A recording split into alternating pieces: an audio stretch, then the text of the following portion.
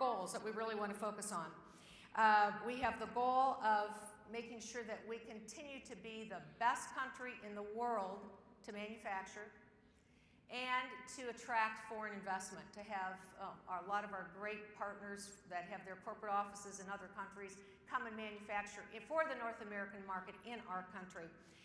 And this is a great goal. We do have challenges, though, as well. The Manufacturing Institute last summer, they came up with a new number that it's 20% more expensive for us as manufacturers in the U.S. than for a lot of our trading partners. And this does not include labor. This is things like the fact that we have the highest corporate tax rate now in the world.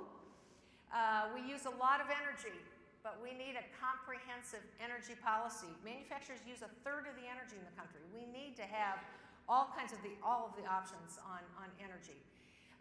We have high healthcare costs. We have high tort costs, the highest in the world. We also do not have the infrastructure we need, right, to move people, products, ideas around our country. So we need to upgrade our infrastructure. And we also need to make sure that we are looking at all the regulations.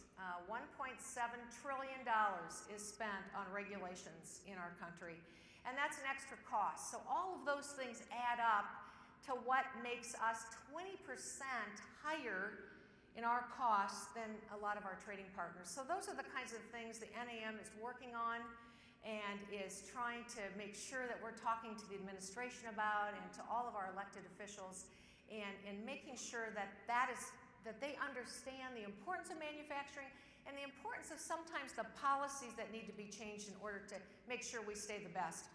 Number 2 goal is to make sure that we are a great place to not only fulfill domestic demand, but also to export from. 95% of consumers are outside the United States. I believe it's something like 85% plus of GDP growth is outside the United States. Had the opportunity a couple weeks ago to meet the president of Brazil, President Dilma Rousseff, and she mentioned that 56% of GDP growth is in the BRICS, in Brazil, in Russia, in India, in China, in South Africa.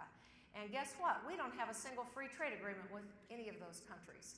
We have a manufacturing surplus of $30 billion where we have, in manufacturing, where we have free trade agreements. We have a $430 billion deficit where we don't have free trade agreements. Free trade agreements make a big difference. For us, our top country we export to is Australia. Partly it's the products, their economy's been good, but it's also the fact that we've got the free trade agreement with Australia. And Canada, you know, we export a lot to Canada also, free trade agreement. So a big part of what the NAM does is really works with, again, administration, Congress on the importance of trade and the importance of how can we tear down some of the tariffs and the non-tariff barriers for manufacturers in order for us to be able to export. The third goal is to make sure we've got the workforce for the 21st century, and the skills gap is real. The NAM, along with the Institute, is working on a project for 500,000 credentially skilled manufacturing workers by 2015. I know this is happening in different pockets around the country. Our company's working with one of the community colleges and another company to credential welding people. So they've got the weld credentials, which are nationally recognized. And we do a lot of our own training, but we're also getting involved in the community kinds of training. So a lot of emphasis and focus on how do we skill up our workforce. And if I have a little time later, well, let me just very quickly say one thing we've done in our company, and I think it's a practice I'd love to see more people do. Every summer we have high school teachers from a 70-mile radius come into Vermeer, and we try to focus on the STEM, the science, technology, engineering, math folks. But they come in for 3 weeks. They learn a little bit about every part of the business. They are on a Kaizen for a week, and then they focus on one project that they're particularly interested in. They might be with IT, they might be in marketing, they might be with an engineering project. And they understand when they leave not only the soft skills, but what are the math skills, the reading skills, the communication, the ability to solve problems. when they leave, and they go back then and are able to say to the students, hey, you need to have these skills. I don't care what you think you're going to do in life.